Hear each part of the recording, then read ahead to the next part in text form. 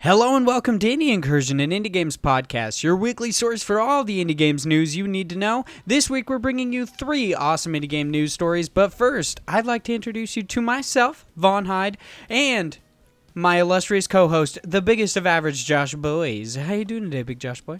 You almost slipped on that one. Did you forget who I was for a second? I don't know. I I like heard how that you were pause. having brain farts before for a second. And, right when I got to something that I call you as just a goof, I just totally, I wiped it. I mean, I imagine you would have enjoyed it if I actually had some sort of memory wipe, like those weird ass like sticks from Men in Black, and then I Where never just call forget. you again. Yeah, I never get called the big Josh boy.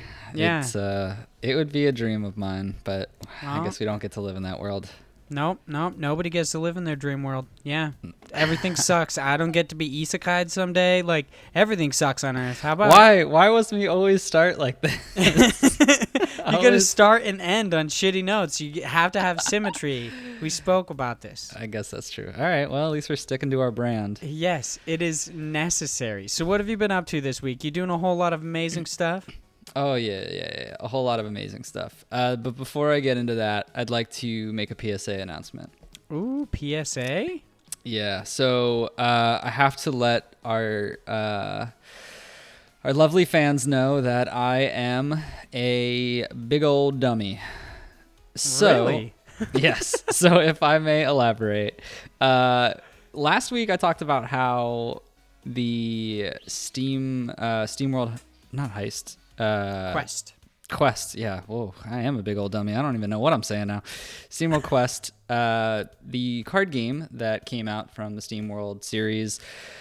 I tried out their Legend Remix version, which is their new game plus, which is super, super hard. And I was freaking out because I was like, man, this is like impossible. There's no way people could play this. I don't know how they're doing it. And then I realized that for some reason, a new game plus consists of you starting over with all of your content that you had racked up beforehand. So in most games, you would have things like your items, your armor, your equipment. Well, in this game, obviously, it's a card game. Wouldn't you carry over your cards? Yeah. I'd assume so, yeah. You would assume so. Apparently, I didn't make that assumption, and I thought because since the story beat of the game allows you to get cards during that time, like you progress and get more cards, I was like, oh, I'm starting out with none of my cards that I had on my characters originally when I started New Game Plus, so I guess that means I don't have them. I also neglected to check that my items were not on and did not carry over from my quest beforehand in my original game, so I just assumed I was wearing them as well. I never went to check where my equipment or cards were and just assumed that it was impossible. So you're basically trying out the depraved run of SteamWorld Quest? So I was doing like extra hard Legend Remix mode. And so I decided, oh, this is definitely not a smart thing. The only reason I would have put it down and I would have been like, man, that's a really hard game. I guess I just won't do it because I'm terrible at it. I started listening to IGN's podcast, Nintendo Voice Chat, and they mentioned something about it and saying, oh, it's a new game plus, your cards carry over. And I was like, wait, what? Your cards carry over? And so then I went into the settings and checked all my equipment, found out that it wasn't on, found out that I wasn't playing any of the cards I had. And I was like, wow, I'm pretty foolish right now. Yeah, you're like in your car on the freeway, just like, what? Cards carry over? And then you just don't even pull to the side. You just pulled up your Switch with one hand? I just pulled up my Switch and then just dove right into a ditch. I was That's like, a true gamer life right there. You choose games above everything else. I respect that. I respect you, big Josh boy. Yeah. It's all I can do for our loving fans, you know? I started playing it with that, and now it's much easier. It's still obviously tough, but I'm going through it without it being just ungodly impossible. I mean, it is also you should really take this to heart and feel good about this. You did possibly just find something for the Dark Souls people. You might have just like brought a whole new way to play SteamWorld's Quest into SteamWorld Quest. I don't just into the world in general. Into the world, into the atmosphere of the masochists who you love found to the play true the get hardest good of mode. hards. Yeah. Yeah, maybe I did. I will never beat it and will never try it again because it's insanity. But yeah, that's my little message to everyone. I'm a big dummy, and now I am learning. It's great. Love that you felt so bad about that you had to like message me on Discord. You're like, I have to say that I did this wrong.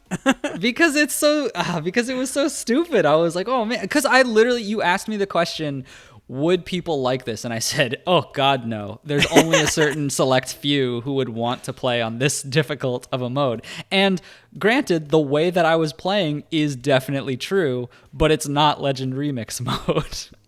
Well, there you go then. All right. I would like to say, since we're bringing up MVC, his name is Zachary Ryan, right? The guy who just came back. He's back. Yeah, I'm super stoked. He's fucking hilarious. Yeah, I'm definitely a big fan. When he left, I was pretty heartbroken, and now that he's coming back, it's pretty nice. Literally, like, the first episode I listened to of NVC, he was on, and I was like, this guy's hilarious, and that was his last episode. I was like, what the fuck?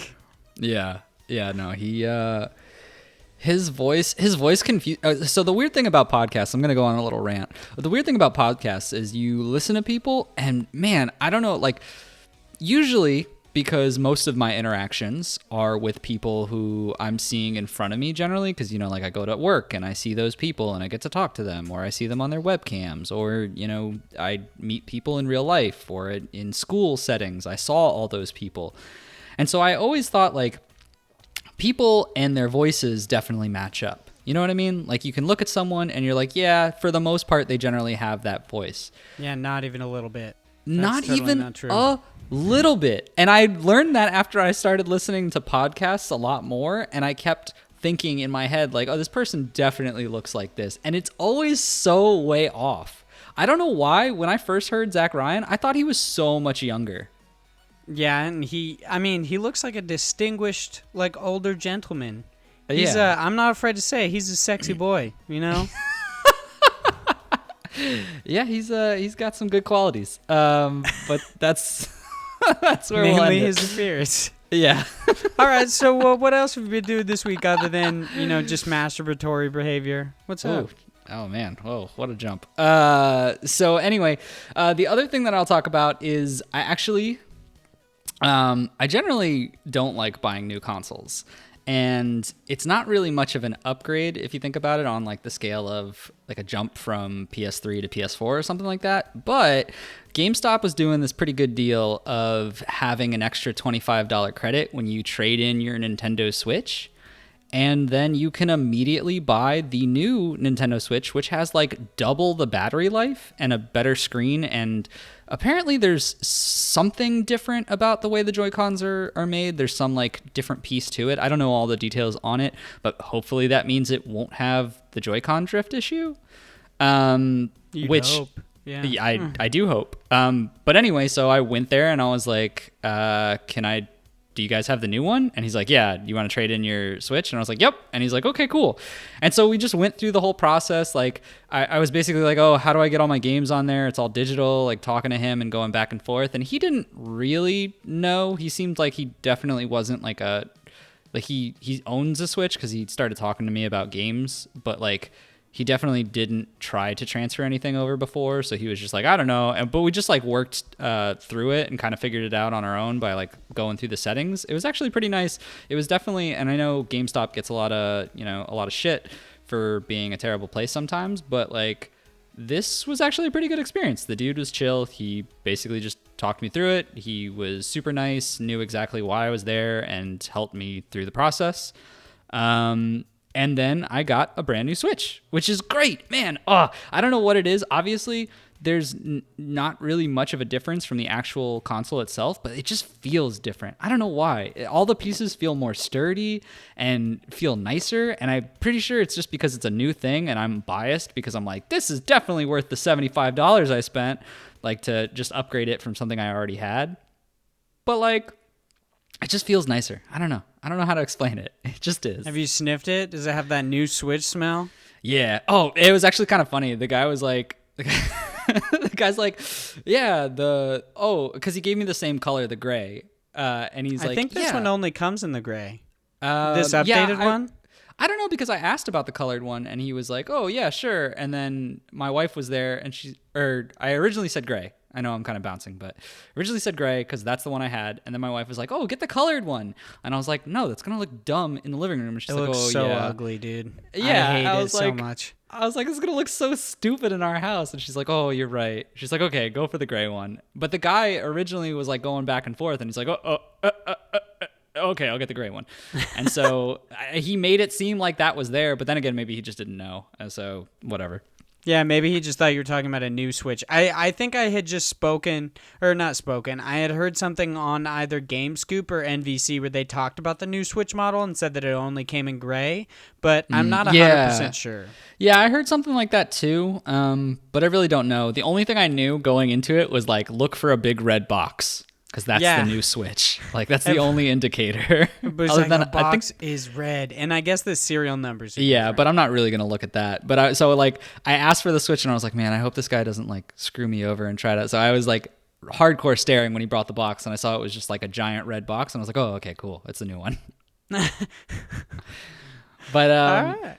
But yeah, no, it was a good experience, and I got my new Switch. I'm super happy because I have to go on a plane ride to California, which is for me across the United States. So that's a pretty long flight, and now my Switch won't die. It's pretty nice. Yeah, everybody seems to be really stoked about that. I'm like, can you not just plug it in? I mean, it depends. Some flights don't have.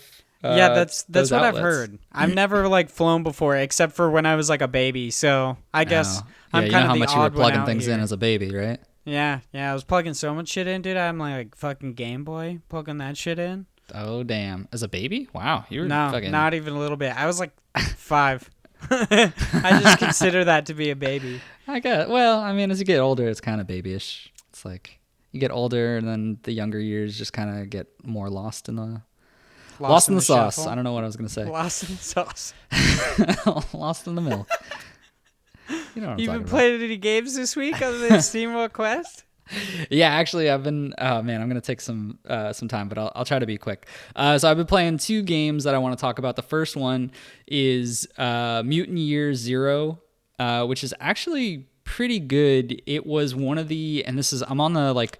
Even though I say I don't like Epic Game Store, I'm on the Epic Game Store hype train just because they keep giving away free games. And one of them. Did you play Hyper Light Drifter? No, I didn't. Fuck that game. You're such a bitch. They gave you both for free. I've gotten what it. Is wrong I've with gotten you? it for free twice. I have it from Twitch. Their Twitch Prime service gave it, and I have it for free on the Epic Game Store. So I have it in 2 different locations, and I refuse to play it because I know it pisses you off. I'm telling you right now, over all the fucked up shit that I do to you, this one thing you're gonna do to me is definitely gonna cause us to break up. I fucking love it. I'll get to it eventually. Anyway, so I played Mutant Year Zero because I really wanted to actually play this game, but it was a pretty high price point. I think it was like $40. And I was like, nah, I'm not like that into those style games of like the Tactics XCOM-esque game. But it's actually pretty fun. I've played probably like 5 to 6 hours of it. I've played through the different characters. They're really interesting because you have like a big mix of stealth where you have to sneak past certain enemies because you will not be able to defeat them at the start. Like, it's really weird. It starts you off at such a low level, and at the same time having like level 20 characters walking around you because it pushes you to be like, oh man, I really cannot fight any of these people. I need to sneak by. I need to silently take out the ones that are like my level at the time, and then go through and make my way to the actual area where I have to fight something. So it's like a good balance of sneakiness to strategic fights that you have to position your characters in different areas and be really smart about it. But the mutation side of it gives it like a little added bonus where your characters will have, all your characters are either these humans who have like mutant powers to them, or these mutant animal looking creatures that are like half human, half animal. And so the cool thing about them is as you're leveling up, you can put points into either basic things like just getting extra health or extra movement speed when it's your turn, or you can use these passive mutations, major mutations, and minor mutations, which are these skills that you can put points into to do things like having a rush attack where you knock enemies down, having a tangle root ability where you basically station people and make it so they can't move anywhere. There's one where you can disable robots like immediately. It's very interesting the way those characters will play out, because each character can use the same type of gun, but you're really varying it based on the special ability that they have, because each one has a different subset of those mutations. It's pretty fun. I'm not too sold on it as far as like I'm gonna delve a whole lot of time. The one thing that I've noticed about these Epic Game Store games is like, or in general free games, if it's not something amazing because it's free, I don't have much attachment to it. So I'm like, I didn't pay any money for it. It doesn't matter if I, just play 6 hours of it and then I'm like, on to the next one, because it was a good experience, but I don't know if it really grabbed me enough to continue through the full thing. You know what I mean? Yeah, have you like really got any sense of the story yet? I mean, you played like 5 or 6 hours, but I don't know how long this game is typically supposed to take. Essentially, your whole community are these people in the Ark. It's these mutated individuals or humans who live in a functional society that where they're living is a safe haven for individuals. Everything outside is known as the zone. And inside the zone are basically these psychopaths who are trying to just kill you. They're like bandits. There's evil like dog-looking things, and then psychopaths, and then machines that are reprogrammed to attack you. And so essentially they're out there to kill the mutants, and I think it's to eat them, which is kind of gross. But is that, in a sense, cannibalism? Because really they're a different species. They're just all mutants, you know what I mean? Like, it's not like a human eating a human. It's like a human eating a pig human.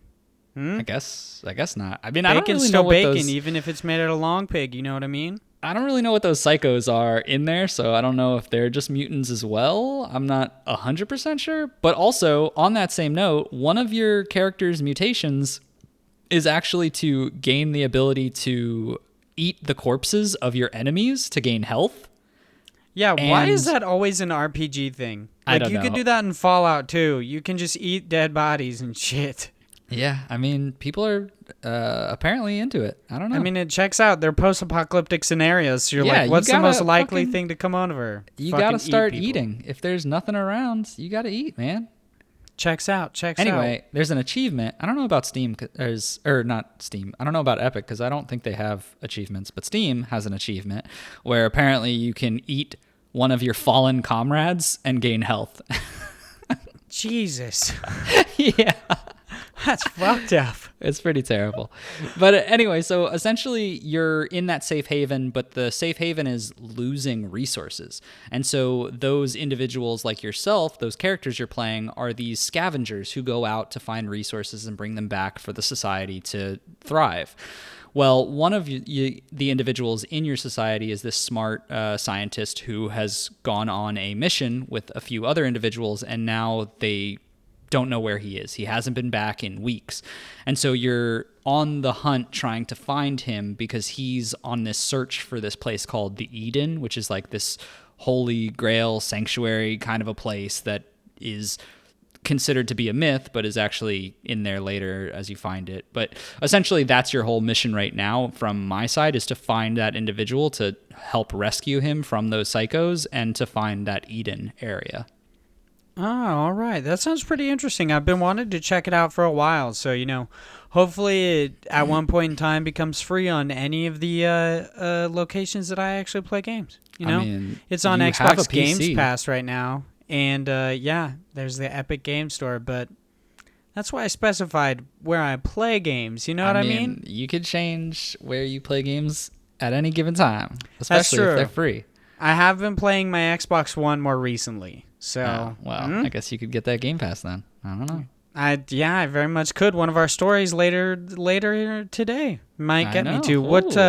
Wow, a little sneak peek there. Yeah, a little alluding to what's going to happen later. What other game have you been playing? So the last one, I just want to rant on the game that I've talked about before on this podcast is Streets of Rogue.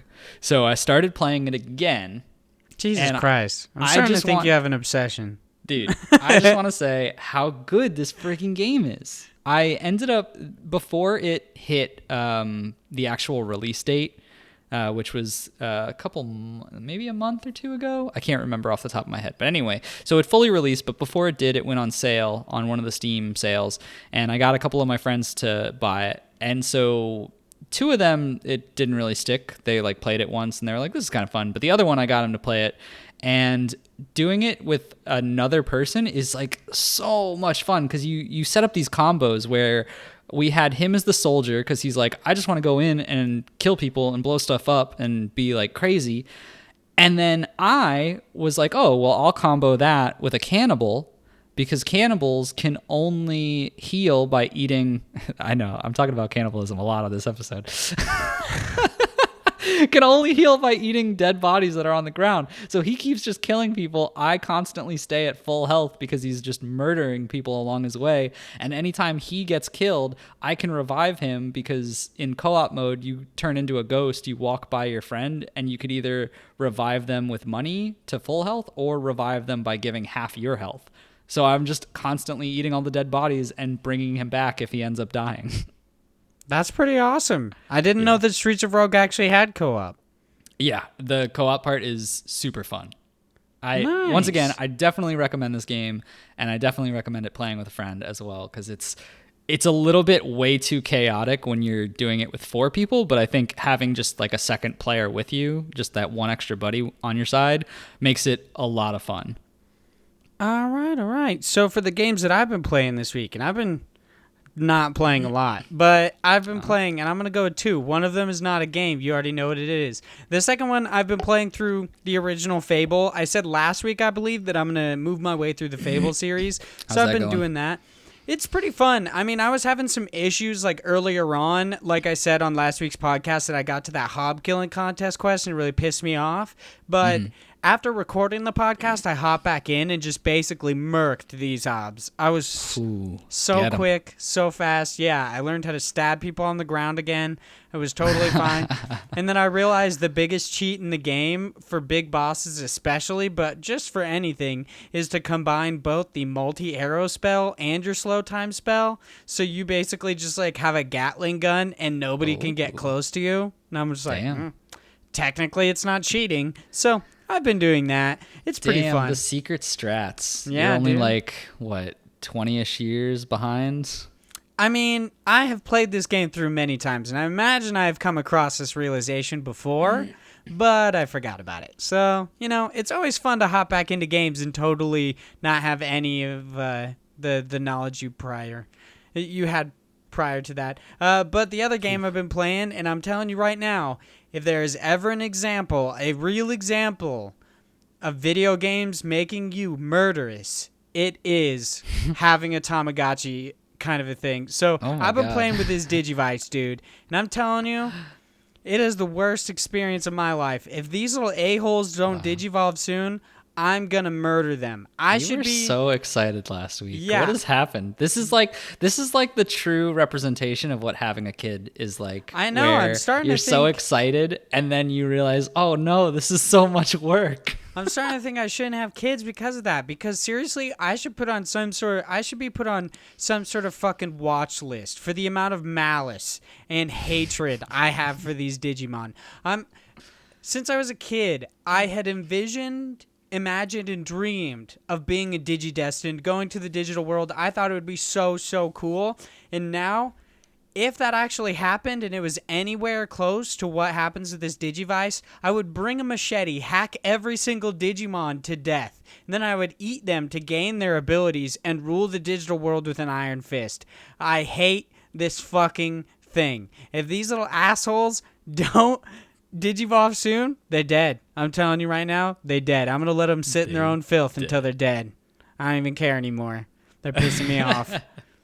Like every 5 seconds, they're like, I shit like 3 times and just do this. And you know what? When I'm the complete overlord of the digital world, I'm going to make them feed me, bathe me, clean my shit. It's going to be the reverse. I'm going to be like, how you guys like this? And then it's going to be a vicious cycle because then they'll murder me, come to our world, kill everybody. Same thing will happen, you know? Wow. That's quite a... Leaves you speechless, huh? I know. I don't even know what to say. It's a pretty fantastic plan. Don't be scared because I've also been watching an anime called Cannon Busters. Pretty good. I'm really enjoying it. It's on Netflix. Cannon Busters sounds like either an anime or something that would be more X-rated. Oh, yeah, definitely. It's definitely some X-rated shit. You know what I mean? I'm all in for them big anime titties. I mean, it sounds like it. I mean... I've heard that you're a fan of the Cannon Busters, if you know what I mean. And the other show I've been watching is Mindhunter. They just put season 2 on Netflix, and over the weekend, I was like, you know what? I can't remember at all what happened in season 1. So I watched the entirety of season 1 and season 2. Where do you find this time? Who are you? How can you live like this? I don't know. Like, I've been recently staying up until, like, I work. I have to get up for work at, like, 6:15 in the morning. And I've been staying up until, like, 12:30. And my fiance's like, what's wrong with you? Like, what are you doing? And I'm like, actually, makes me feel better to only have, like, 5.5 hours of sleep. I don't know why. Just when I wake up in the morning, I feel way less groggy. You know what's kind of weird about that is I have a very similar situation. So, specifically... if I sleep for 8 hours, which is very rare that I'll get that amount, I'm pretty good. If I get 7 hours, I'll feel like dog shit. But if I get 6 hours, I'll feel great. And then you go to 4 hours and you feel fantastic. 5 is just completing other shit. Yeah, it's that REM cycle, man. It just depends. You have to know what your cycle is and like how you sleep. Like I know for me, like when I'm looking at the clock and I'm like, I'm going to get 7 hours, I'll often just be like, well, fuck it. I'm just going to do something for another hour because I know I've already gone too far. Yeah, I watched a lot of that and I decided to get back into Yu-Gi-Oh! And I'm going to blame Mr. Errol for that because he was like, hey, there's a Yu-Gi-Oh! Game coming out. And I was like, you know what? Instead of doing that, I'm actually going to get into the card game. So over the weekend, I bought a shitload of cards. I'm really excited about it. That was my throwing some shade at Mr. Errol Moss. Go ahead and follow him on Twitter, at ErrolM. Yeah. Wasn't your plan to save money a few episodes back? It was, but then I wanted to play Yu-Gi-Oh! Again. Wow. You are the true definition of an adult. I know, right? I just spend my money like just on nothing, basically. Yeah, on cardboard right. Like pieces of paper. That doesn't make any sense. But you could print them out. I could. I used to make my own Yu-Gi-Oh! Cards when I was a kid, and I would tape them to make them like somewhat laminate. They were shit. They were terrible. I can't believe struggle. I did it. Speaking of struggles, though, which absolutely has nothing to do with this, but how about we hop into our first news story? I mean, the real struggle is probably getting through the first 30 minutes of an Indie Games podcast without us really talking about indie games, but... I mean, we talked about Streets of Rogue.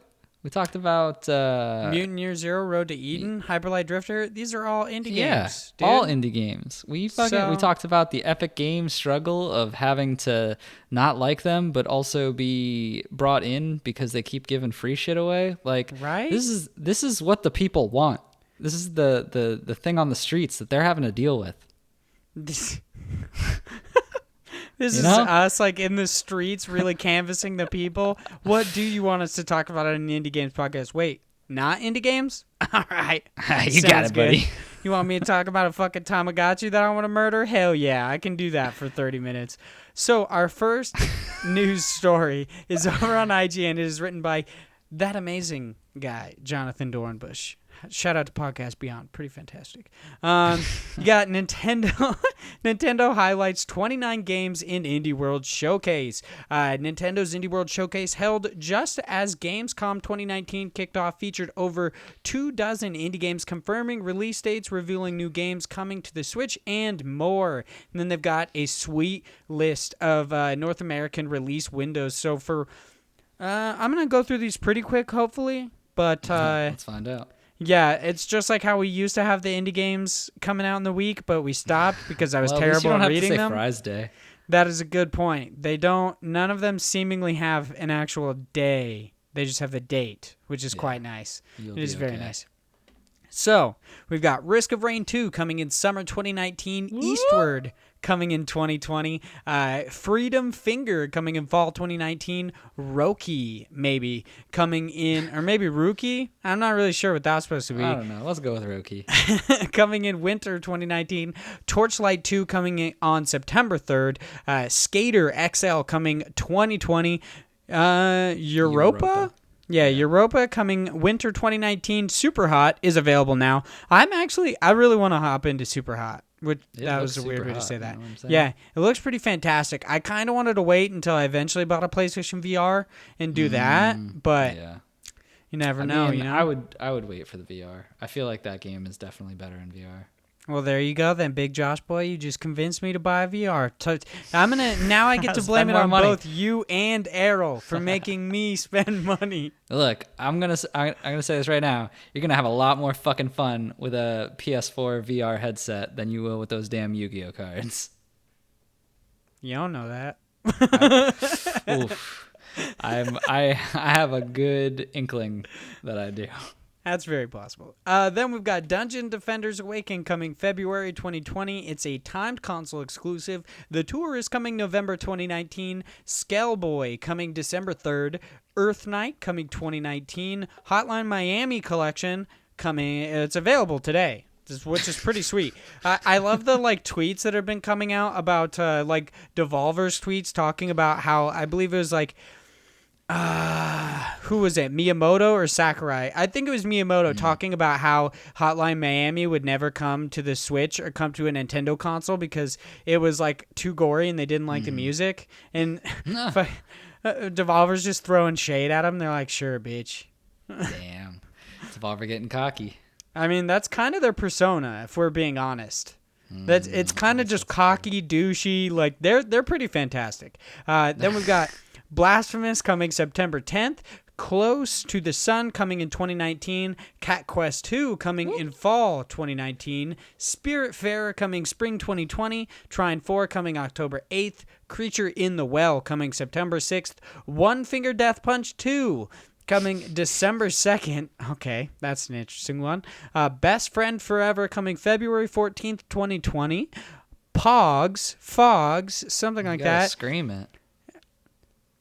Fogs! I like how you did it far away. Yeah. I was like, I don't want to use I want to clip that and send it to him and be like, yo, this is how your game has to be said at all times now. Anytime it's mentioned on a podcast, they actually have to sign some sort of an NDA where they have to scream it like that. Yeah. All right. Sounds good. That one's coming early 2020. We've got What the Golf coming winter 2019. Kind coming in 2019. Hypercharge Unboxed coming winter 2019. Do you think it'll come in a box? I don't think so. It's unboxed. So I would assume Digital that naturally only. it would not. Maybe they're going to throw you a curveball and actually, if you buy it digitally, they're just going to send you a box in the mail. No, not any. Nope. Just a box. Just a box? Hey, that's what Fallout 76 did to me. Yeah, they did. I forgot about that. They just sent you a box. They sent me a box. That's it. It was great. We got Northgard coming September 26th. Sparklight coming fall 2019. Munchkin. Quaked Quest, maybe? Quacked. Okay, Quacked Quest coming fall 2019. And Ye Old Ori and the Blind Forest Definitive Edition coming September 27th. Are you super stoked about these? Are you going to buy Risk of Rain 2 so we could play together? No, fuck you. Really? You buy it on the PC, you bitch. I mean, I'm super excited for it to come to, I don't know why I was going to say to Risk of Rain, to come to Switch, because I think more people should play that game, because Risk of Rain 2 was... it's just such a good game. And the fact that I wonder how they're going to do rollouts. I assume it would be the same with all their new characters, because they have that 2019 date I think is before their actual go live for the game. I'm pretty sure it would still be in early access when it comes out, Yeah, Summer. I was actually going to ask that. I was like, is it technically in early access? Yeah, I mean, it technically is. I don't know why they're early accessing it in Nintendo Switch as well, because I'm pretty sure their dates, the last time I looked, was they're pushing the actual release date for 2020. Press release. Risk of Rain 2 coming to the Nintendo Switch. I believe it's actually this month, but I'm not 100% sure. I don't know. Summer 2019. The summer's kind of ending, isn't it? Since March 2019, blah, blah, blah. Dude, literally just get to the point. Where's the freaking release date for this bitch on Switch? That rhymes, and I didn't mean it to. I don't know. I'm pretty sure it's just, there is no. I think it's just summer, right? For I mean, but news, like, how much more do we have of summer? September? Like, it has to come out. Is September technically part of the summer? Isn't it? I don't know. That was a legitimate question. I have no idea. Why you got to do this to me? Now I'm going to look like an idiot. I don't know. Is September summer? What the fuck? Available summer 2019 on fucking Nintendo.com. Thank you so much for that amazing information. Okay, well, Risk of Rain 2 coming summer 2019 to the Nintendo Switch. We gonna play it not together because Josh hates me. It's true. Also, summer ends like mid or like close to the end of September. It's apparently summer ends in the middle of a month. Fuck off. Summer ends and autumn starts at the moment of the September equinox, which occurs every year on September 21st to 23rd. You can eat my fat ass with that, dude. That's annoying. I mean, I don't know who's going to do that, but yeah. Whoever put calendars together. I don't know. Nostradamus. Take that, calendar boy. Yeah, I don't know if Nostradamus was actually a cartographer, but still, fuck that guy. You know what I mean? Yeah, we're getting a lot of things wrong here today. But yeah, absolutely. No, but actually, like going back to the article itself, this is really cool. A lot of these are actually very interesting games, which unfortunately I probably won't ever pick up on the Switch because I have them elsewhere. Like Torchlight 2, I'm so surprised that's coming out because they're actually working on a new Torchlight Frontiers, which I feel like Torchlight 2, and granted, I'm sure there's a community that will be excited about this, but like that game's really old. Yeah, hasn't it been on PC for a long time? Yeah. And like they're still working on I don't know if it's the alpha or the beta of the new Torchlight, and I'm surprised they didn't just try to push like that on the Switch, but I don't know. I guess I don't know, maybe they're just trying to drum up some hype for maybe an announcement that, hey, whatever, Torchlight Frontier is coming to the Switch when it eventually launches in 3 years. Yeah, I don't know. But regardless, I mean, still have yet to play the Ori and the Blind Forest game, so maybe this will be the time I actually pick it up. I still have never played the Hotline Miami games, which I feel like I should, so maybe I'll pick that up. Like, there's a lot of good games in here. Also, Cat Quest 2, shout out. But yeah, no, there's a lot of good stuff here. Yeah, I'm really excited. Blasphemous got a release date. It's like a 2D Souls-esque game that looks super gross. Yeah, there's like freaking dead babies, but like really big and shit like that. It's weird. I actually included it in one of my articles for Handsome Phantom. I can't remember when. I think it was when the Dark Souls remastered or whatever came to the Switch. I wrote an article about indie games that basically like Souls-like indie games, and Salt and Sanctuary is another good one. Yeah, I believe Salt and Sanctuary was also in my article. I had like Momodora, Salt and Sanctuary, Blasphemous, kind of a bunch of different stuff. But yeah, I'm excited to check out Blasphemous, even though it looks grotesque. Risk of Rain 2 looks awesome. Eastward, I saw a trailer for that one on Twitter the other day. It looks pretty freaking cool. I don't even know what the game is about, but I really like the art style. That's just kind of, that's pretty on brand for me. Yeah. I mean, Fox! That one, looks... I was like, I did not understand what just happened for like the first second. Yeah, you gotta wait a little bit. It's a bit that just comes on you. You know what I mean? Yeah. Yeah, that one. I don't even know what it is, but that name really gets me. Is that the dog dating simulator? No, the dog dating one is the best friend forever. Oh, they fucked up. They should have gone for Fox. So they really fucked up their life there. They should have. What even is that game? Oh, I gotta it does check. have I've dogs, been yelling it though. like 5 times. It has dogs. Yeah, sleeping dogs. What are they doing? Oh, is it like a puzzle game? Are these two dogs stuck together? This game is weird as shit. It looks What? like Cat Dog. Yeah, what the fuck? This actually looks interesting. I kind of want to play it. This is so strange. Fox! This game looks weird. You know what's kind of funny is like this reminds me of the game that you basically shit on earlier for their Kickstarter, but it was like it didn't have you doing anything with the mechanics that you could do with a big old like worm type character. Okay, that one was dumb. What the even name was of that it? fucking game about? It was just like push shit. It was push shit off the fucking table. Push it off the edge. It's just fucking alien. You know what I mean? But speaking of edges, time to move on to our next news story. I don't know how that makes sense, but I'm going to say it does. Well, let's just keep them bad transitions. Dude, I'm going to play this Fogs game. This looks dope. This news story is written by Adam Bankhurst over on IGN. It is Spelunky 2 most likely delayed into 2020. Yes.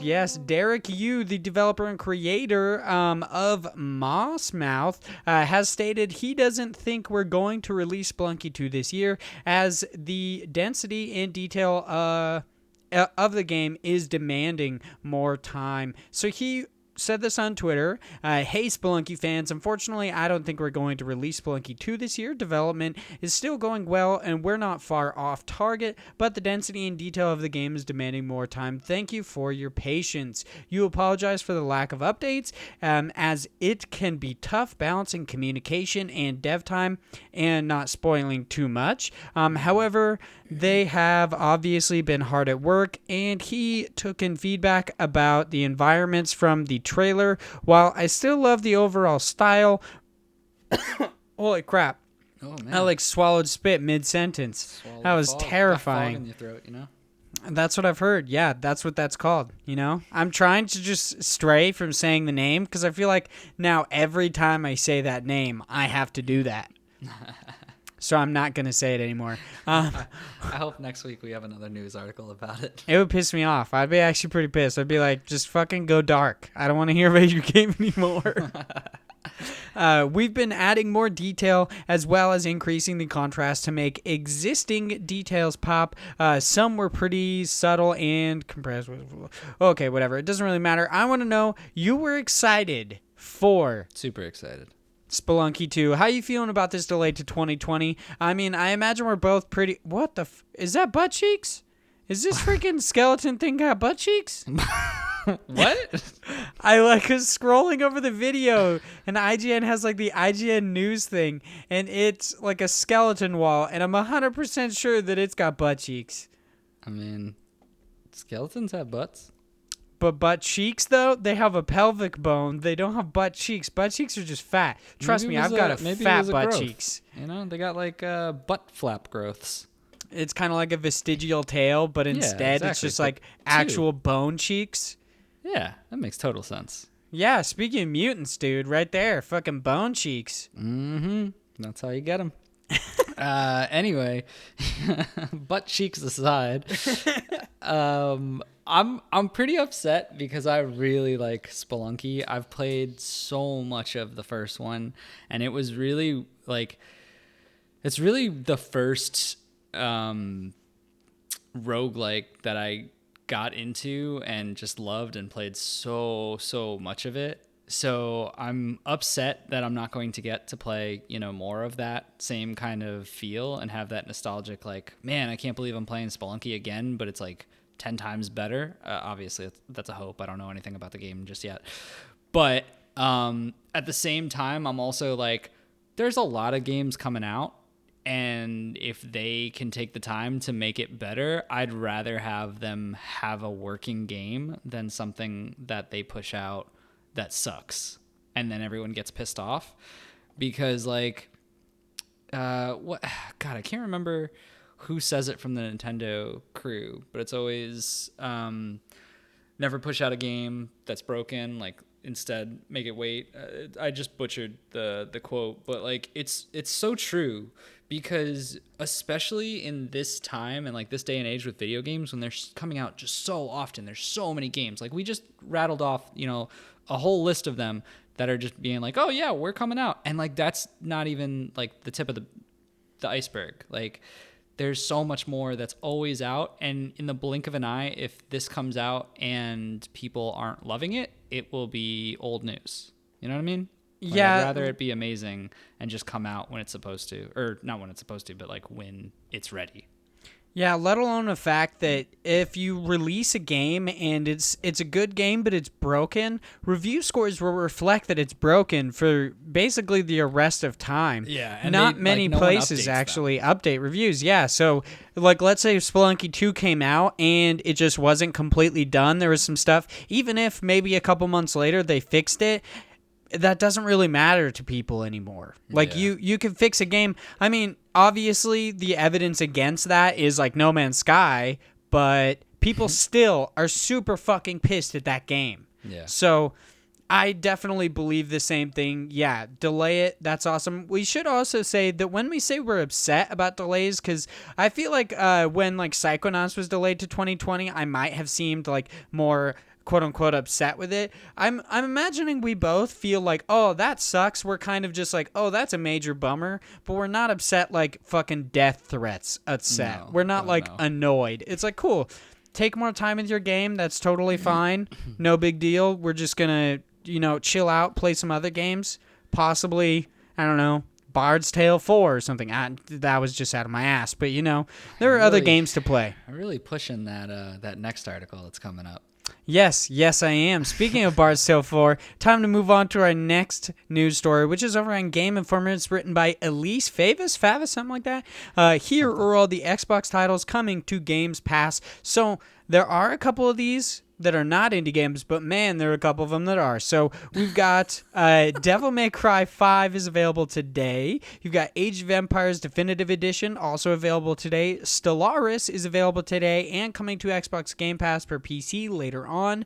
Ape Out is coming August 22nd. Kingdom Come Deliverance, amazing game, is coming August 22nd. Bard's Tale 4 Collector's Director's Cut is coming August 27th. Blair Witch is coming August 30th. And the Mac Daddy of Souls-like 2D platforming pixel whatever sludge boys, you know what I mean, is Dead Cells is coming September 5th to Xbox Games Pass. Dude, I'm stoked. It's also Crazy. Game Pass, by the way, but I feel like I need to say Games Pass since there's more than one. Yeah, that's true. So I have a question about this because I'm a little confused when there's a clear distinction here of them saying Stellaris is available today and it's also coming to Xbox Game Pass for PC later on.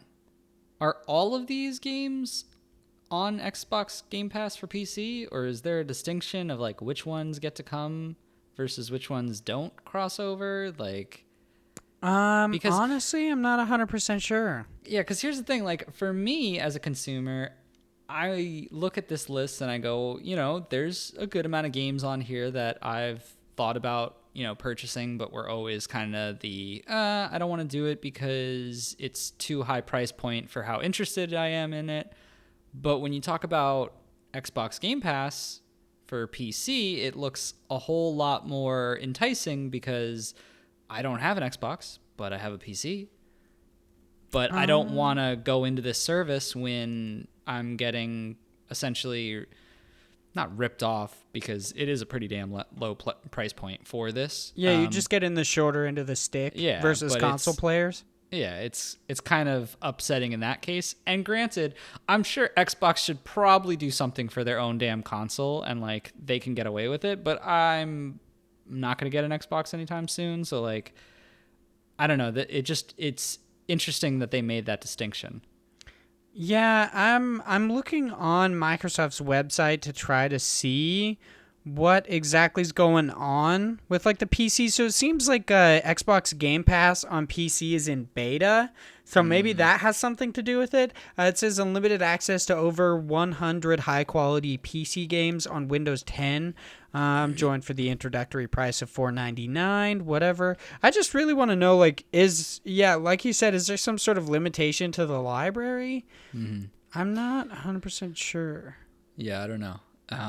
But that's a big distinction of like whether I would be interested in going in or not. Because I've thought about it, especially, and granted, now's not the time to get all hyped for it, just because back when E3 happened, they had that like, it's $1 for a month, which I probably should have just taken up that offer to see like, okay, well, what do they have?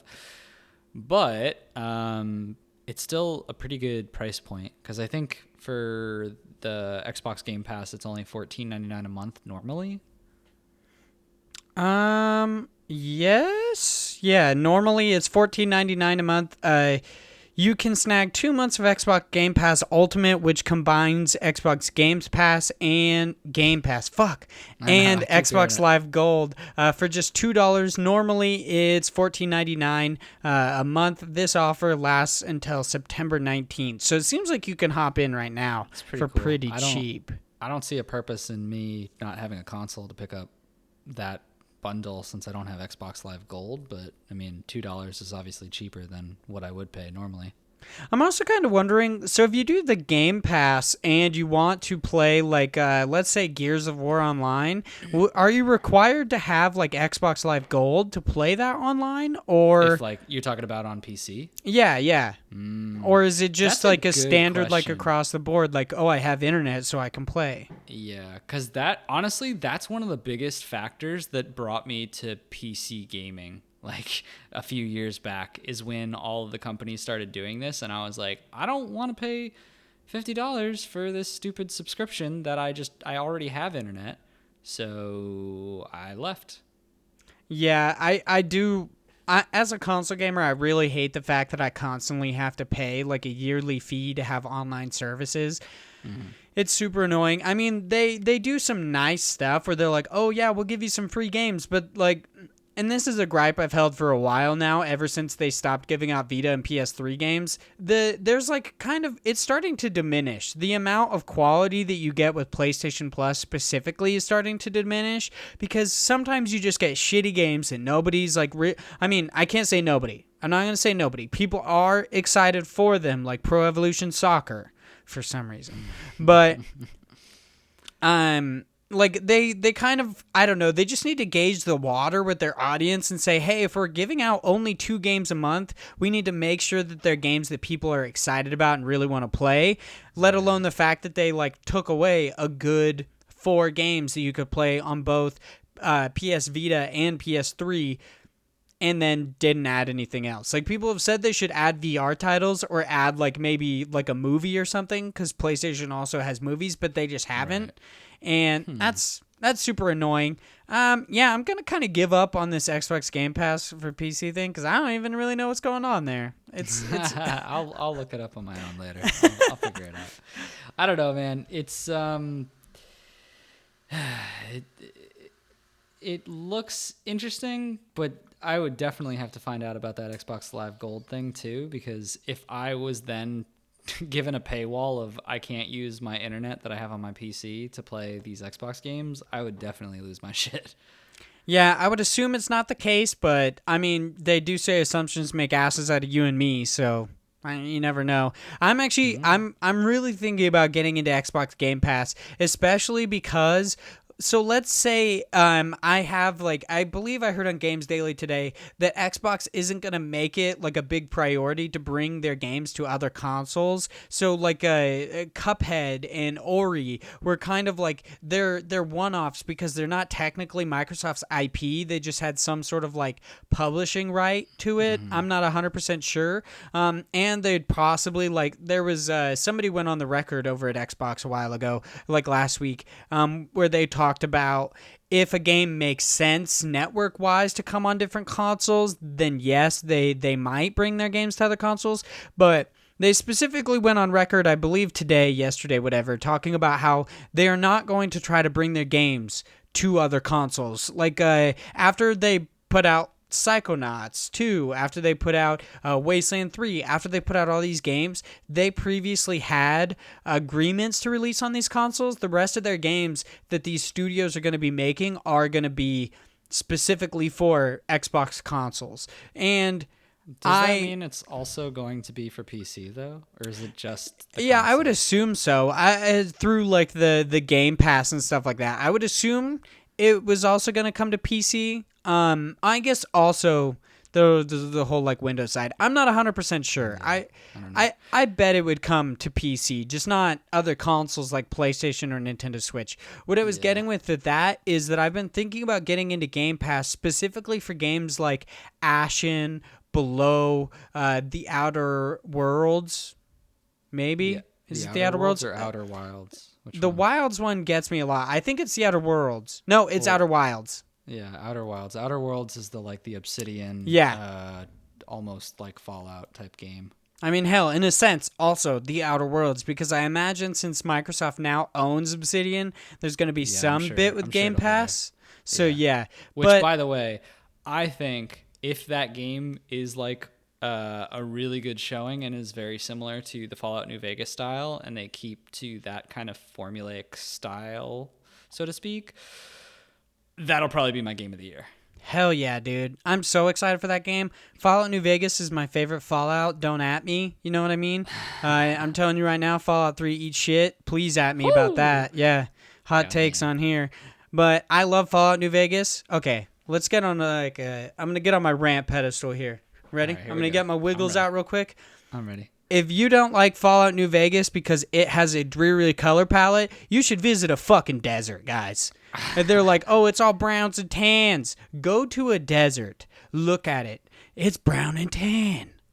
What else do you expect? There are obviously issues with that game, like just stupid stuff with morality and the fact that like if you wear costumes, I mean, there's just a bunch of like annoying stuff that I find with Fallout New Vegas. But I love that game. A lot of the gripes about it, some of them definitely warranted. Others are just stupid, like the color palette. I had somebody say that to me once when I worked at GameStop, and I literally looked at them and I was like, have you been to a desert?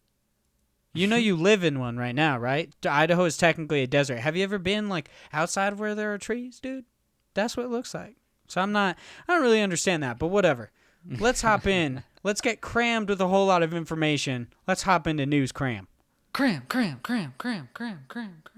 Now that I crammed you full of all my ranting, you know what I mean? So excited. I am full. I'm so excited for that game, dude. It's going to be amazing. So, first in News Cram, we're going to head over to IGN with Little Nightmares 2 announced at Gamescom 2019. Super stoked about that. I'm wondering if it's going to be a prequel to Little Nightmares or if it is a sequel, because the ending of Six's story kind of leaves her in a weird place if you've like played through it, and it doesn't seem like she's exactly the same way in this game. Yeah, I don't know. I haven't played. It's on my wish list. Like I really want to play Little Nightmares, but I just haven't gotten to it. Seeing this announced though definitely makes me more excited to actually get it and run through it. You really should. They have a second playable character in it now as like this little boy. I'm not sure if it really changes the experience at all, but they have it. I mean, we'll have to see. And you could get the 6th edition with a cool little 6 figure. Yeah, that's what I bought. And they have stickers. It's cool. Wow, stickers. You say. I don't know why people are still giving away stickers. Probably because it's cheap and people will buy physical stuff because, you know, they're suckers. Like I guess that checks out. I actually really like the stuff at Fangamer because they also give you a sticker. So see, you just like stickers. I just fucked myself there. I just played myself, you know. Speaking of playing yourself, Kerbal Space Program 2 announced at Gamescom 2019. What? I don't give a shit about that. Oh, damn. God damn. No interest. All right. I don't know who likes that game. Literally, like, You know how when you're in school and you just, like, you get on a computer and you're like, what games can I play? You go to, like, coolmathgames.com or whatever. Kerbal Space Program was on every single PC in my high school and middle school. I'm fairly certain. Nobody played that game. No one. Yeah, I remember seeing it on PCs, like, I believe in my high school. I'm not 100% sure, but still. Who the fuck likes that game? I don't know. Whatever. Apparently someone, because they're making a second. They're making a second one. Good for them, guys. You make your game, all right? Speaking of games, we got A Hat in Time Nintendo Switch release date comes revealed. A Hat in Time Nintendo Switch release date revealed includes co-op. Then we're hopping over to update. No Man's Sky gets a patch to fix console version crashes. So I've actually found this quite hilarious. If you're on the No Man's Sky Reddit, when the Beyond update initially went out, apparently they were having a lot of like crashing issues. And somebody put out like a meme that was like, oh, my ship before No Man's Sky Beyond. And it was like this ship. And it was like my ship after. And it was a blue screen that said your game has crashed. I thought that was fantastic. More No Man's Sky news. We got No Man's Sky Beyond update will not wipe your creations. I didn't even know that was a possibility, but did you know you can milk animals, like alien animals, in Beyond?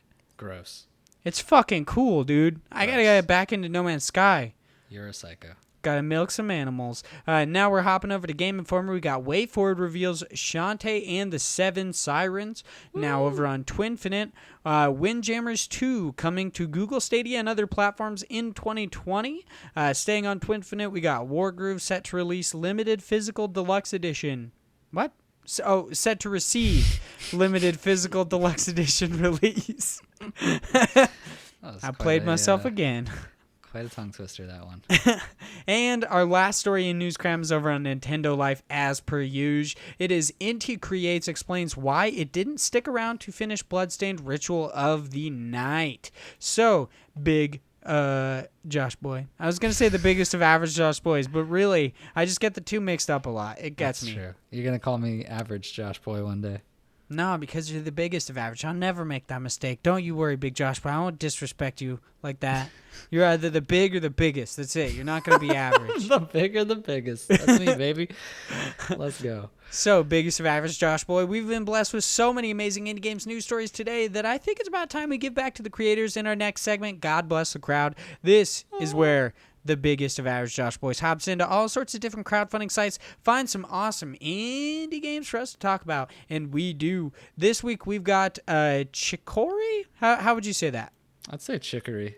All right, well, apparently I did not say that correctly. So we're going to go Chicory, a dog wielding a magic paintbrush used to color, explore, oh my God, I hate myself today. Okay. Use color to explore, solve puzzles, and make friends. And we've got Dreamscaper, a surreal Binding of Isaac hack and slash where players battle a nightmarish depression that lives in a young woman's subconscious. I like how we have just diametrically opposing ideas here. Yeah. We've got like the super happy Greg Lobanov game. Shout out to Greg Lobanov. He's super cool. Go back and listen to our interview with him on the early days of Indie Incursion. And then we've got Dreamscaper that just makes me want to stab myself, you know? Wow. Like, it looks depressing. But first, we're going to talk about Chicory, a colorful tale. It's from the creators of Wondersong plus Celeste. I don't know who worked on Celeste on here, but that's dope. Yeah, so they were asking for $30,000 as their goal. They have already made $49,928 with 1,388 backers and 23 days left to go. I'm super stoked for this game, dude. It looks weird as hell. I don't know how like any of these gameplay mechanics are going to transfer to any sort of console edition. I don't believe that they have a console edition planned right now, do they? I would assume they would be on Switch. I would assume so as well. I just don't know how it would work specifically. Like how you seemingly use the paintbrush just randomly. So I'm not 100% certain. Yeah, maybe. I guess I don't see anywhere. Yeah, it's PC or Mac, Steam key, or DRM free. Yeah, I guess it is only PC version. I mean, this is definitely doable. It would just have to be something where you'd essentially use, a joystick and press down on a button. And then when you press down on the button, it'll basically paint during that time. It probably wouldn't lend itself to being as easy or accessible as it would with a mouse, but I think it's still doable. But I'm sure there's a lot more that goes into it than, my shitty explanation of how to make it work. So that's probably why they're not doing it. Holy crap. Now that I've looked down at the team section, there's actually some big shit that they've worked on. So, of course, Greg Lobanov made Wondersong, and he had several other games. In our interview, we talked about it. He said he had several other games. They just didn't take off as big as Wondersong did. Then you've got Lena Rain, I believe is how you say her name. She's the composer for Celeste. Then you've got people who've also worked on Night in the Woods and all sorts of other really cool games. I'm actually super stoked about this game, and I'm so glad that they changed the name from Draw Dog for reasons that I've already spoken about. I don't like it. I want Draw Dog back. I want to be being Draw honest, Dog in it. I do believe that Draw Dog was probably a better name. I'm not crazy about the name Chicory, A Colorful Tale. I mean, I get that that's the character's name and that's why they're doing it, but to be fair, your player character's name is Pizza. Yeah. That is not actually the name of the dog you play. Chicory is this rabbit, this hare. Chicory is a hugely popular, charming, and talented artist beloved by just about everyone, but especially you, who is Pizza. Pizza is a dog. I mean, I like the fact that the dog's name is Pizza, but it could also be Draw Dog. Yeah, I do think that that's actually a pretty fantastic name. However much Draw Dog may be uncomfortable, I do think it is a better name than Chicory, A Colorful Tale. But I definitely paid $20 for this game when it comes out. This game looks awesome. So weird. So this is... I'm torn on this because this lends itself to the same way that I think Wondersong did, where Wondersong was a great game. I really enjoyed playing it. I loved the story. It hooked me. I was very interested in a lot of those beats as far as the uniqueness of the game, which I think is exactly what this is going to do. But I wouldn't say Wondersong was the most fun game you could play. And I don't mean that in... Neither of these look like they have a whole lot of gameplay to them necessarily. Right. I don't mean that in a negative manner. I just mean when one thinks of a video game, they think of usually kind of high-paced action or some type of, granted, normal gameplay element. That this is doing something very unique. And although it is unique, I don't know how well that's going to lend itself in a full-fledged game. Yeah, this does look kind of weird. The gameplay mechanic mainly being you using this magical paintbrush to color in different objects to solve puzzles, which looks pretty weird. I mean, I'm not of course they have the actual gameplay, but I'll be interested to see how it works specifically if different colors interact with different objects in different ways, you know what I mean? So yeah. There's obviously the puzzles where it's okay, cool, you have to put an X on this door, and then you put an X on it. I imagine it doesn't matter the color, but then they have plants that you fill up with different colors, and then you bounce across them. Is it just any color, or does it matter? I don't know. I find this game really, really interesting, and I'm excited to see it and to play it, but I do see how how you'd say it doesn't look that fun. Just like people have said, Grise or however you say it, that it's not actually that fun. It's more of I don't know. It's an experience similar to Sea of Solitude, stuff like that. I like that games are kind of delving into the more experiential and I'm not, side of things. Like I said, I'm not trying to make it sound negative, although it definitely is coming off that way. I'm just saying this is not your common type of game that someone would go into and be like, oh, I'm going to play this because the actual gameplay mechanics to it are a lot of fun. It's more, this is probably something where it has this unique mechanic, and because of that, it's interesting and lends itself to, I want to see more of what is possible. And I feel like they'll lean more into the puzzle side of things based on what we were saying. Is there, a certain color that interacts different with certain objects, or what do you have to do to actually color your way through the world itself?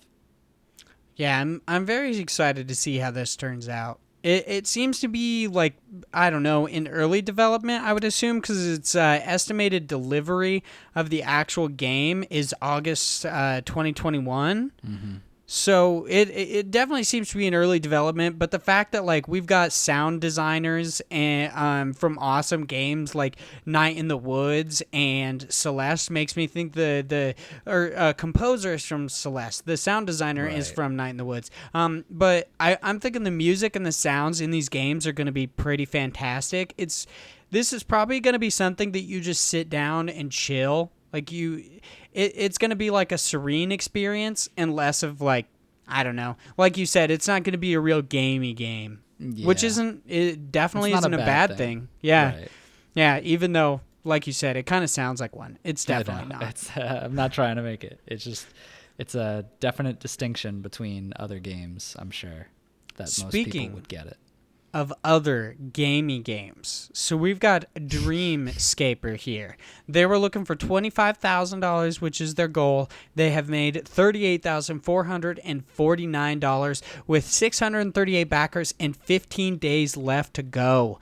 This game is definitely a gamey game. This is fast-paced action. It looks really, really cool. The different platforms, it seems like it's coming to PC and possibly the Nintendo Switch. I would assume that is a stretch goal. Yeah, it's 40,000, which I am pretty sure they'll hit since they have 15 more days to essentially make 1.5K. $2,000? Yeah, totally. Yeah. They're definitely going to hit it. I'm sure this will come to the Switch. And, I mean, just to kind of go over, I don't know why they use Binding of Isaac as their style for hack and slash, since I don't particularly think of Binding of Isaac as a hack and slash. That is kind of weird. You could say like Binding of Isaac, like roguelite or whatever, but hack and slash, yeah, that is weird. Oh, I think it's saying a Binding of Isaac style hack and slash, just kind of mixing both roguelite and hack and slash.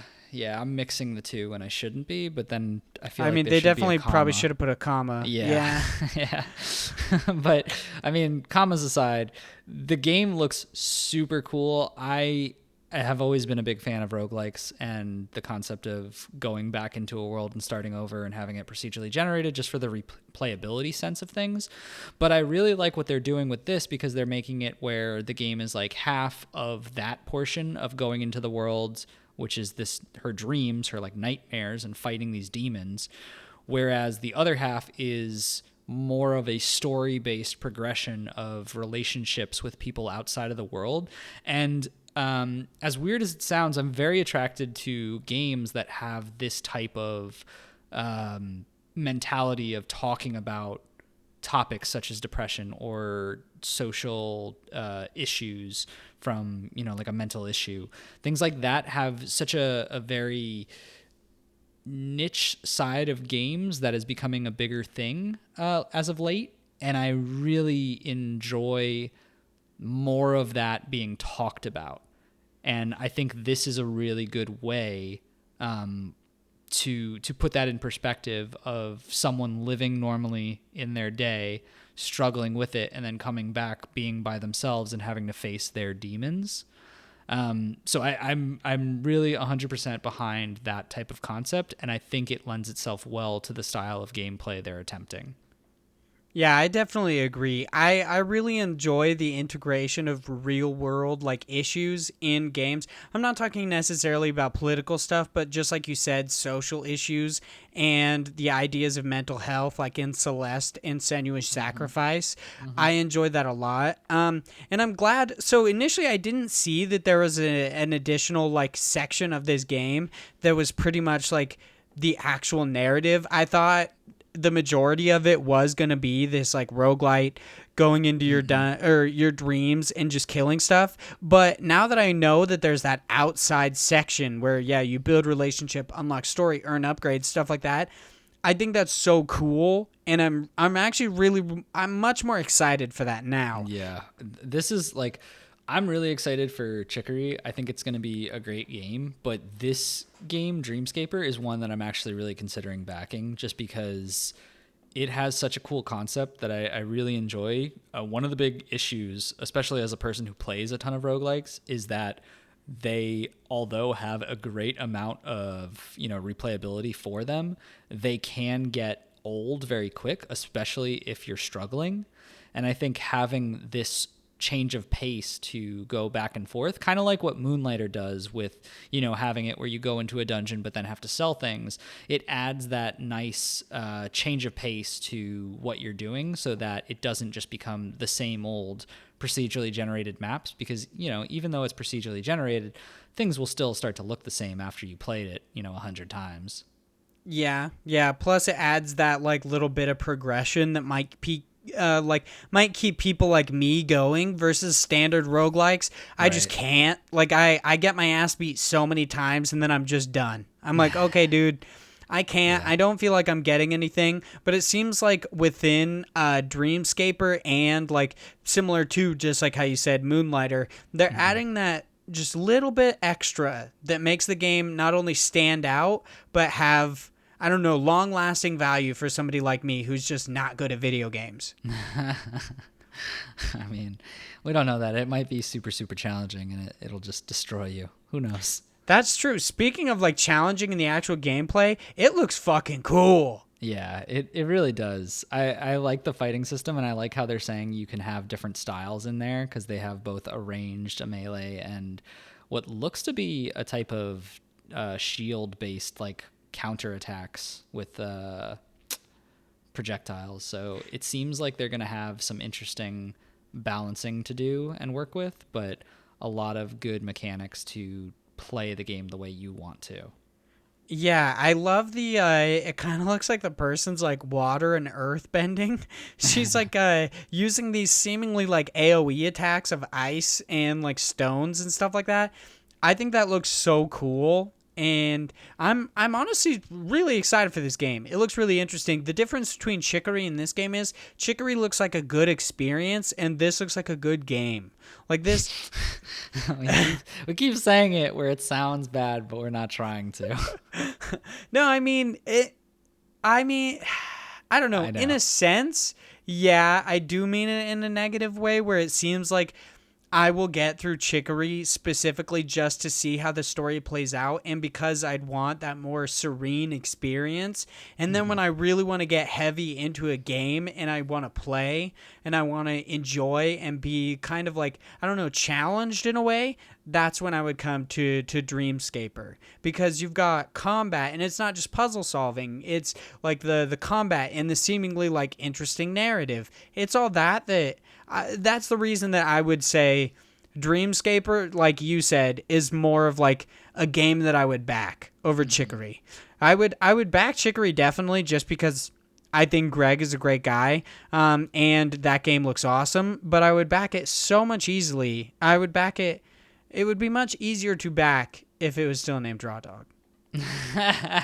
Clearly the one issue. Yeah. I don't know. Both of these games look awesome. I'm definitely excited for them to both come out, but I'm pretty sure I'm leaning harder into Dreamscaper, and I'm really considering backing it.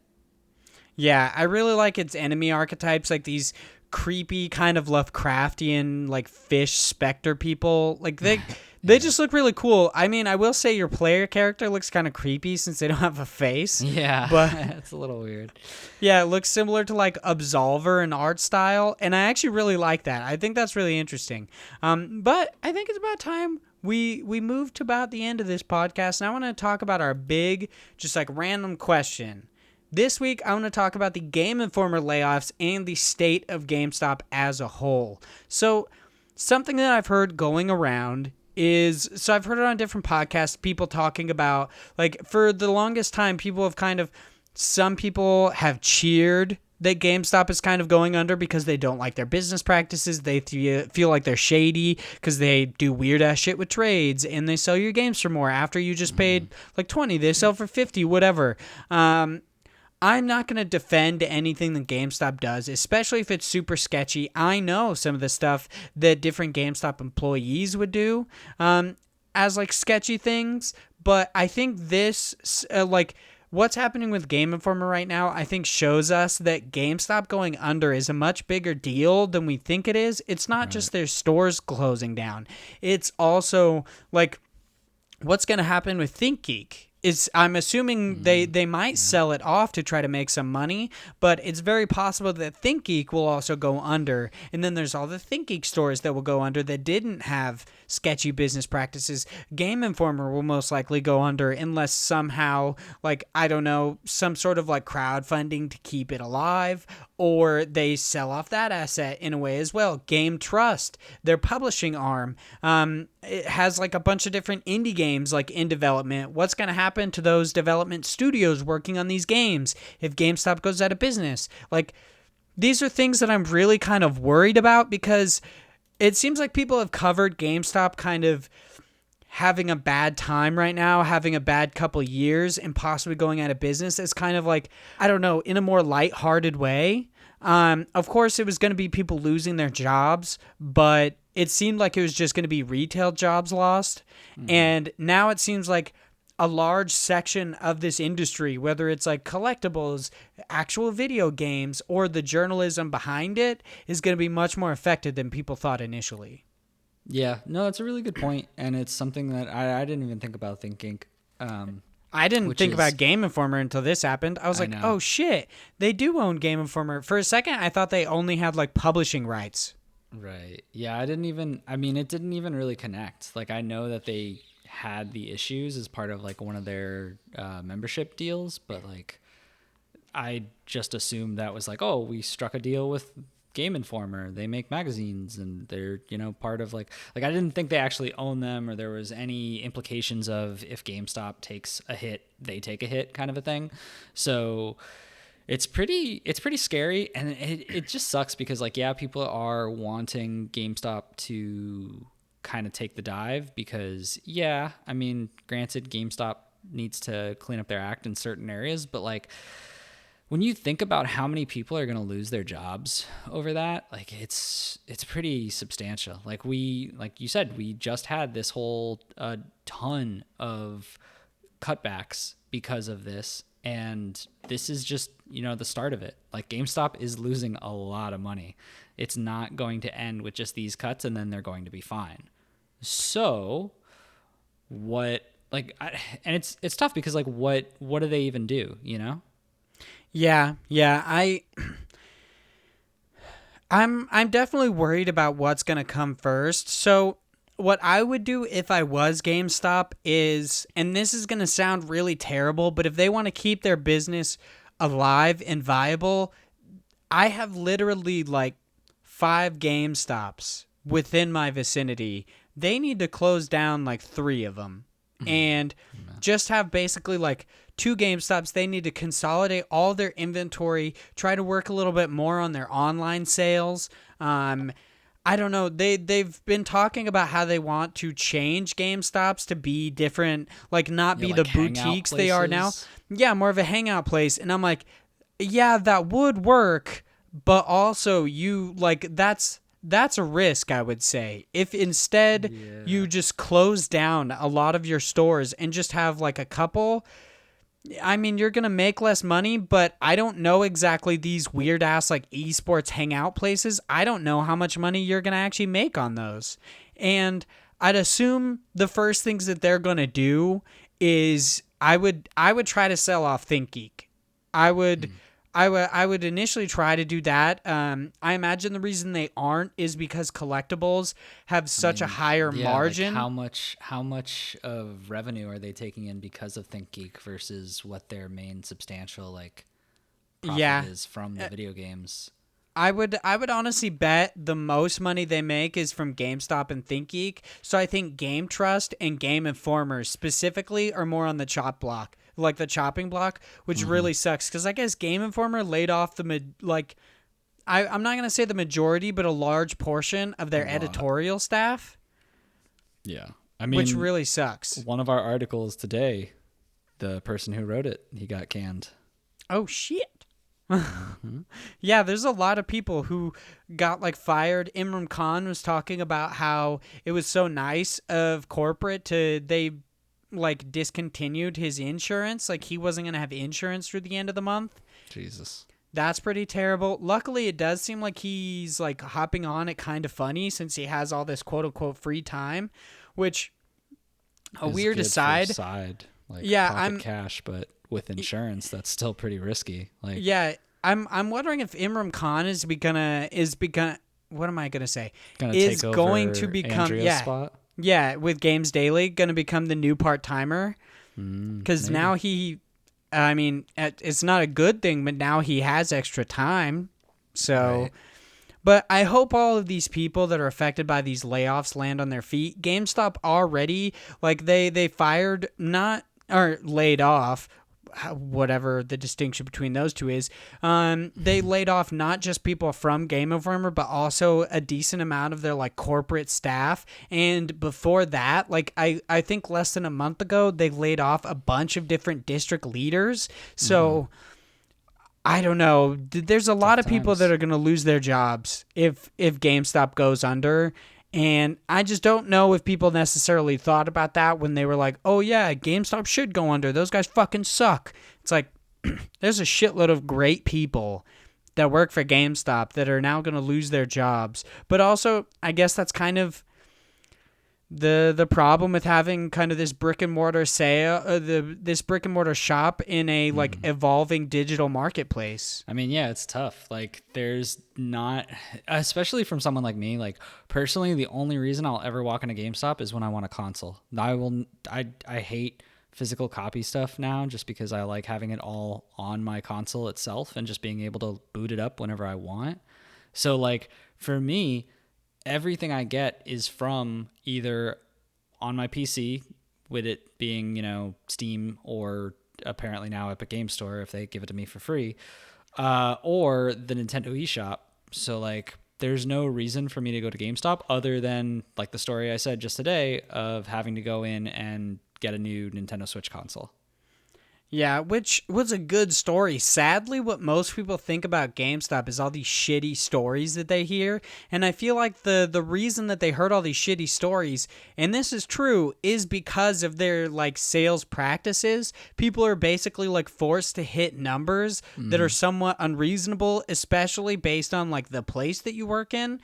For instance, I worked in one of like the highest ranking GameStops in the nation, and then I moved to a much smaller store, which then my sales tactics had to completely change because I had way less clientele. I had way like less people that would possibly pre-order stuff, so you had to be more pushy because you had to hit these numbers. And then I also had bosses that would get two pre-orders and then just ditch me basically. So their numbers were great and mine were shitty, and I was like, thanks. Wow. It's awesome. That's pretty nice. Also, yeah. You know what was a nice part about that exchange is he didn't try to push any like a pre-order or anything. Thing. Yeah, he was just like, okay, you want your console? All right, see you later. I'm going to be honest. Sadly, I had an annoying GameStop experience. Like when I went to go buy my Digivice, I was like, oh yeah, you guys have Digivices? And he's like, yeah, right there. I was like, sweet. So I picked mine up and he had already asked me once if I wanted to pre-order the new Digimon games. And I was like, no, I'm good. And then as he rung me up, he asked me again. And I was like, no, I'm 100% sure I don't want to pre-order these Digimon games. I know they exist. I know when they come out. I have them on my calendar. I'm not worried about it. I just want this one item. So, but I mean, I've also been on the other side of that where I had to be, I wouldn't say that I was pushy, but I did have to ask those questions. Hey, do you want GPGs? Do you want this? Yeah, it's literally part of your job. You risk your job if you don't. Like, they'll fire you for having low numbers. That's just, that's the bad part of working in retail. It's really fun, and it's really nice to work in GameStop because you get to talk about video games all the time, but it sucks because you don't get to just talk about them. You have to sell them. Right.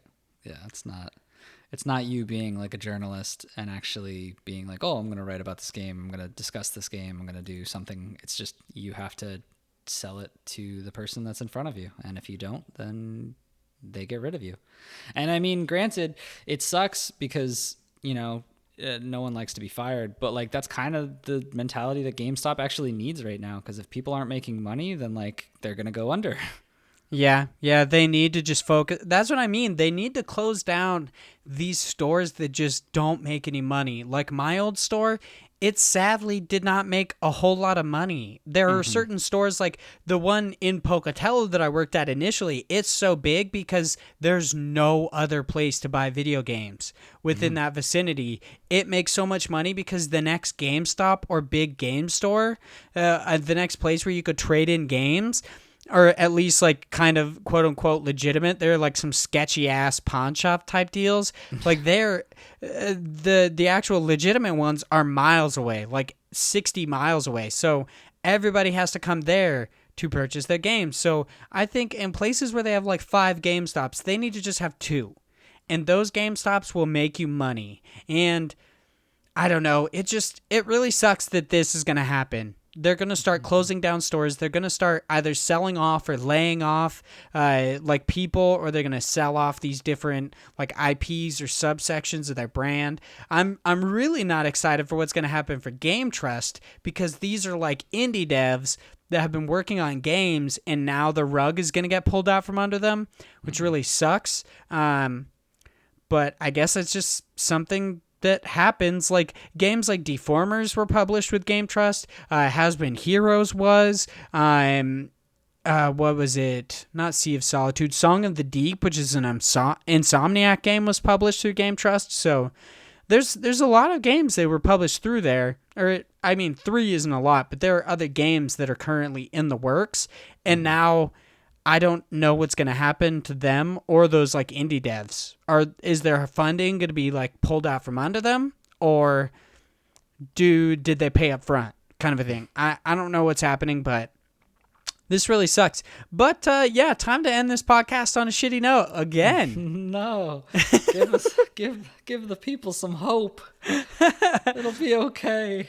I hope that eventually Greg Lobanov comes to his senses and changes the name from Chicory back to Draw Dog. There you go. The real issue of this episode. There's some hope.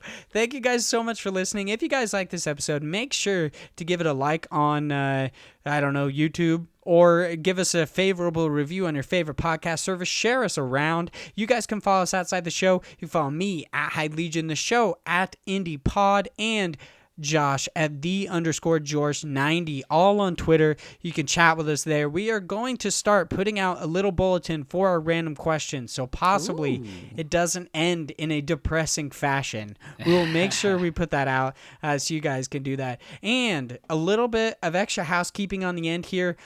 We are part of the HP Video Game Podcast Network. There are a bunch of other awesome podcasts within this. Make sure you check those guys out. The HP Podcast, they're really hitting homers, guys. This is a great podcast. You guys need to check them out. Joseph Yaden's podcast. Hey, Jofus. Joseph Yaden's podcast, Active Quest, is also part of it. All sorts of awesome podcasts on there. They're cool, like, development podcasts that are within this network, so make sure you guys keep an eye out for those. I'm really excited to see what kind of promos play, like, because I actually listen to our podcast, and I get to listen to my doofus, like, I get to listen to all the dumb shit that I say, so I really enjoy it, because sometimes I forget that I said things, and it's pretty hilarious. I mean, we do ramble a bit, so that is a good point. That's it for us today. Thank you guys so much for listening, and we'll see you guys next week. Bye, guys.